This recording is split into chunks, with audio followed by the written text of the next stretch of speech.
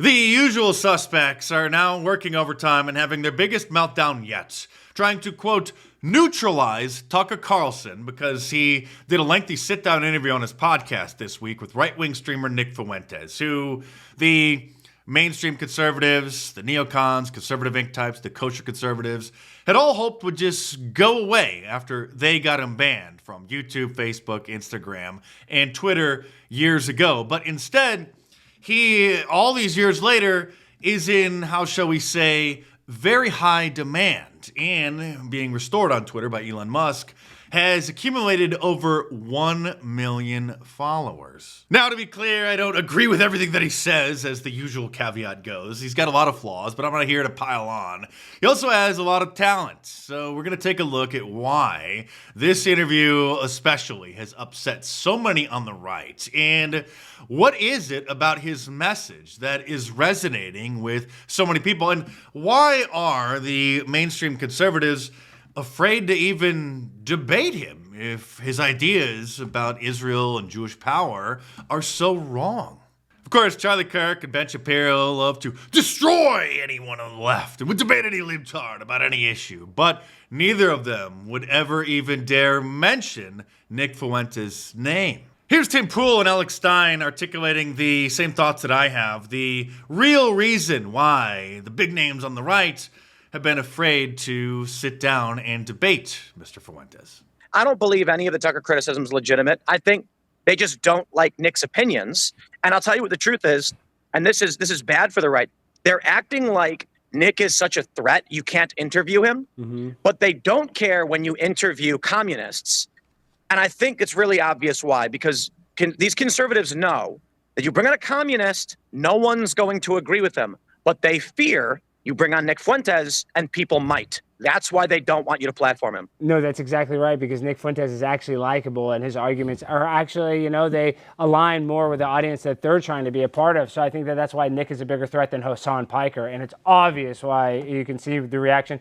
It is beyond obvious. And that's the reason why Charlie Kirk, Ben Shapiro, all the other big names on the right won't have him on their show or won't share a debate stage, because they know they would lose those debates. So they're relying on their audience only having part of the story regarding certain issues. And just hearing the other half of the story then would make the puzzle a little bit too clear for most people, and a certain agenda would start to severely be undermined. Which is why after Dinesh D'Souza agreed to try to debate Nick Fuentes on Alex Jones' show, Alex being one of the few platforms who wasn't afraid to have him on and hear him out, then, as Dinesh just released this week, private text messages from Charlie Kirk, Charlie was very upset, saying that this was just a massive mistake.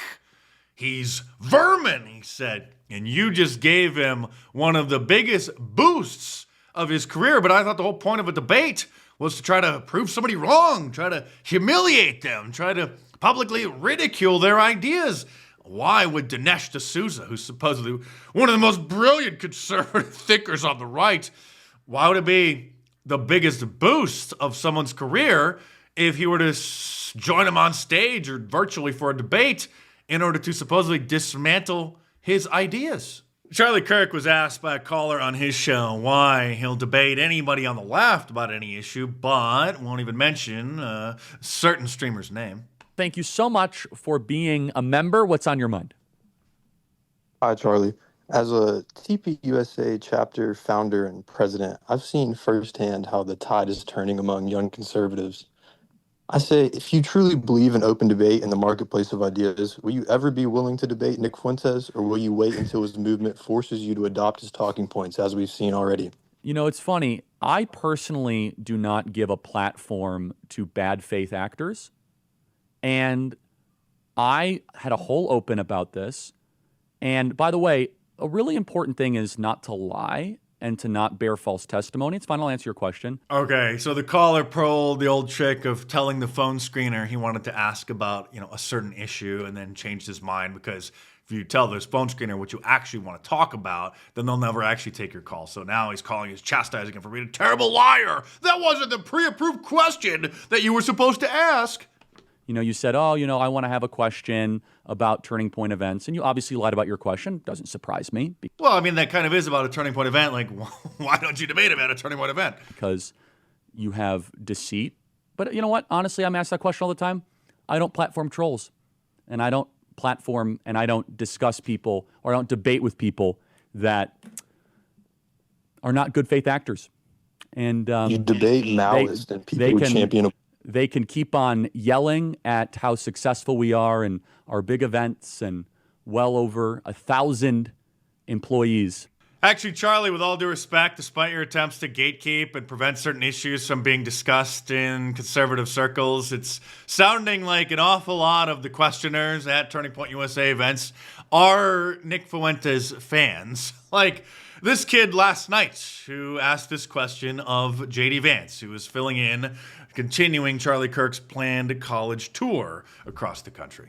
I'm a Christian man, and I'm just confused why that there's this notion that we might have owe Israel something, or that they're our greatest ally, or that we have to support this multi-hundred-billion-dollar foreign aid package to Israel to cover this, to quote Charlie Kirk, ethnic cleansing in Gaza. That's what Charlie called it, in case you missed it. I'm just confused why this idea has come around, considering the fact that not only does their religion not agree with ours, but also openly supports the prosecution of ours. Yeah, so let me... Listen to that applause. That nobody's booing for this anti-Semitic question. These are issues now that the right-wing media, the conservative Inc., kosher media cannot contain anymore. And that is the audience that Nick Fuentes has been attracting and speaking to. In fact, in case you weren't aware, it was Nick Fuentes' fans, the Groypers, who gave us this epic clip when he encouraged them to attend this event and get in the Q&A line and ask Charlie Kirk or grill him questions that most mainstream conservatives were afraid to ask. This specific instance, you've probably seen the clip, I've shown it probably a dozen times over the years, when they were asking him, why are you bringing this DEI hire along with you and promoting this black gay conservative trying to gay up the conservative movement? So I'll show you some of the kosher conservative freakouts in just a moment about Tucker platforming this kid and having a conversation with him, trying to figure out what it is he believes and why he's so popular amongst the youth. But first, just contrast the freakout about this with nobody having a problem with interviewing controversial people in the past, like when David Duke was given a platform on C-SPAN's Book TV for like a half an hour back in 1999 to literally promote his autobiography, My Awakening, which explains how he came to believe the things that he came to believe and why he became so popular, because he almost won a congressional seat, actually, I think back like in the 80s or the early 90s. A book that Amazon has since banned, along with his other book, Jewish Supremacism, which, oh, look at that. Apparently, there are used copies available on eBay. One is only $70, which actually isn't very much for one of the most banned books in the world. Although there is another listing here for $400, which is kind of what I expected it to be. The book is My Awakening, and author David Duke takes time off the campaign trail to join us in studio to discuss the book and what went into putting it together. Thank you for coming in. I'm glad to be here. Does the American public know who David Duke is and what this book might be about? I think a segment does, but I think obviously a lot of people don't. In Louisiana, I think they've known. In Louisiana, in 2 statewide races, I've got 65% of the vote, so obviously I feel like they've known the real me and they've supported me for different offices. Who is David Duke, for those who don't know? Basically, it's a man who's had a very interesting life, controversial one, but who's always been open-minded about things in his life. I started out kind of liberal in a lot of areas, and I came across ideas that challenged those premises, and I changed my opinions, and then I became, I guess, what many people consider very radical on certain issues. A kid so censored that if you just type in the name Nick Fuentes into TikTok, it shows literally 0 results. But people are clipping his show and spreading it on other platforms, which surprisingly haven't completely banned him, which have even caught the attention of comedian Shane Gillis, who had this to say recently. But yeah, I'm happy to be back now, not doing a million podcasts. That makes your brain feel kind of crazy. Yeah. After a while of just nonstop of like, yeah, so, oh yeah, oh yes, for sure. Yeah, I don't want to do any more podcasts. Yeah. Other than this one. Yeah. I don't like giving opinions. True. Done. I don't have any more opinions. I said them all 8 years ago. I haven't thought of anything new. I haven't changed. Yeah, there's really also too now it's too high stakes. There's a big moral shell game Especially going on. The opinions I have. I know. It fluctuates day to day. But you could catch me after a long night of watching Nick Fuentes highlights on Instagram, and I'm gonna give you some crazy opinions. Well, also when I ever Depends what algorithm I got. I know. Which is why they want him and now Tucker Carlson completely silenced. They don't even want to debate their ideas. They want them censored. They're using leftist tactics. Here's Josh Hammer, an editor from Newsweek, one of Charlie Kirk's supposed best friends and Jewish advisors, saying that the great Charlie Kirk is rolling in his grave now because Tucker Carlson had a guest on his podcast. Even though Charlie Kirk's name wasn't even mentioned a single time during the podcast, this is the same guy who, he's got a show over on Newsweek's YouTube channel, which has 678,000 subscribers, where he was able to get almost 360 views 12 hours after posting his latest episode, who, by the way, wrote an op-ed yesterday literally calling for Tucker Carlson to be neutralized, calling him a fox who has invaded the henhouse of the Republican Party.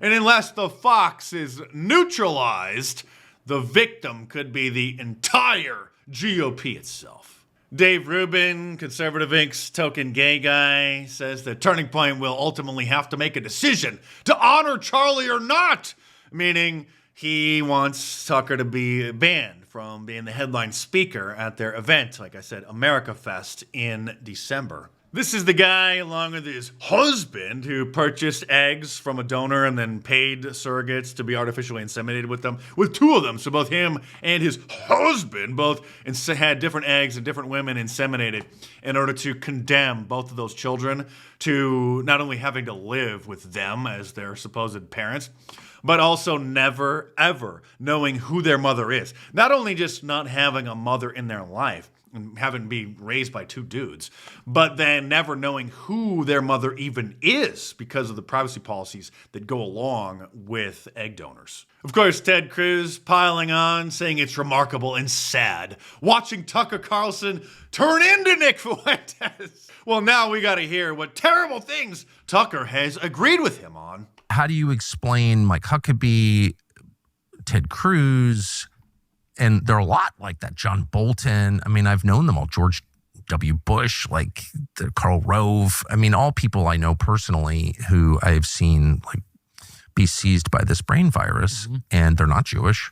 They're most about being obsessed with Israel, about giving Israel anything that they want, about thinking that Jews are God's chosen people, and if you don't just give Israel whatever they want and bow down and bend over for them, that you're apparently don't have a relationship with Jesus Christ. You're not going to be saved. God's going to condemn and damn you if you just don't support one particular ethnic group living in certain regions of what they claim is their ancient ancestral land over there, which is completely absurd. Some are self-described Christians, and then the Christian Zionists who are, well, Christian Zionists. Like, what is that? Right. And I can just say for myself, I dislike them more than anybody, because like, what?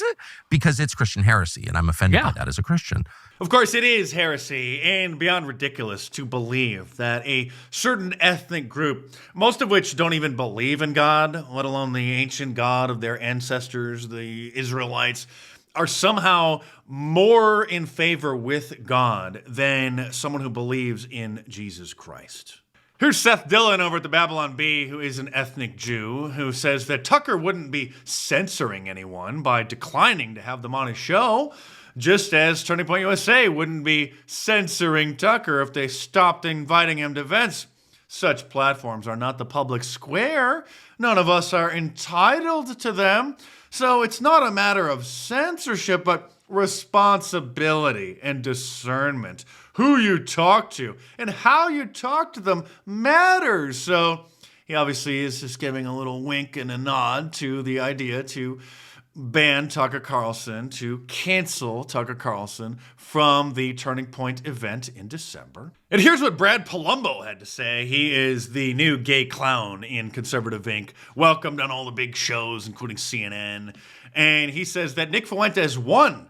He is mainstream now. The years-long effort, which I participated in, to gatekeep the anti-Semitic hateful freaks out of the Republican Party and conservative movement failed.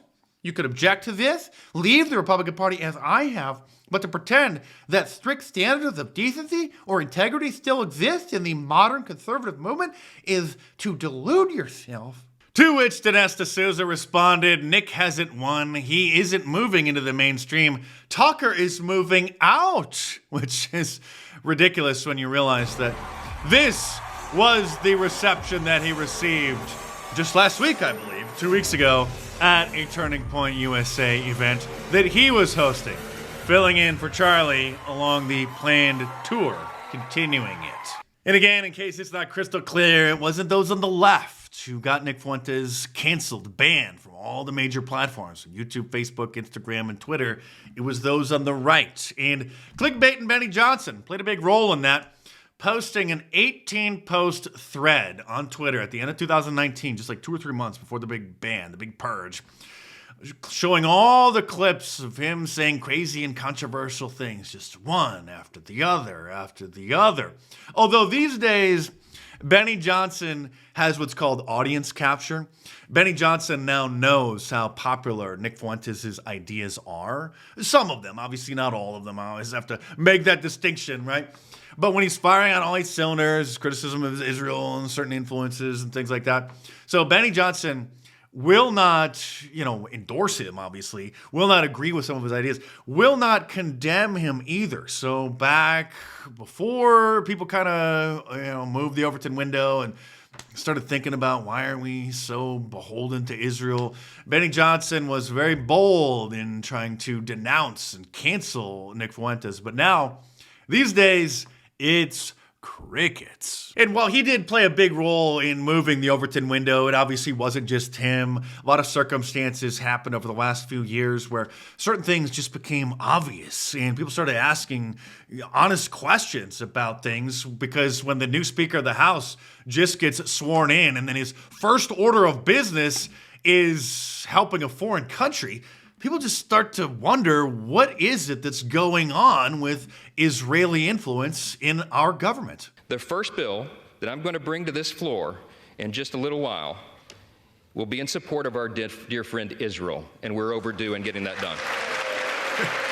We're overdue in giving them even more money, which we give them, I think it's like $3 or $5 billion a year. So it wasn't just for their war, always another war that we're funding, that we're getting involved in, that some bin Laden is attacking us on 9/11 because we're financially and militarily supporting them. We went to Iraq to protect Israel, as the Clean Break memo and common sense suggests. So people started putting a lot of these pieces of the puzzle together over the last few years and just getting really tired of foreign countries meddling in our business. I mean, how can any American see a politician that's supposed to represent America say something so ridiculous like this and not see that there's some really undue influence going on behind the scenes?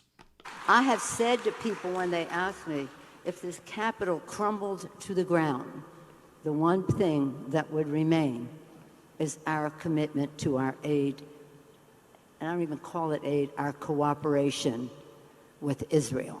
That's fundamental to fundamental. So it doesn't matter if, or rather when, the United States goes bankrupt, the first order of business will still be to give American tax dollars to a foreign country. And by the way, I've been meaning to clean up my online store and release some Christmas merch for you guys. And so I'm going to be dropping the tank tops and some other designs.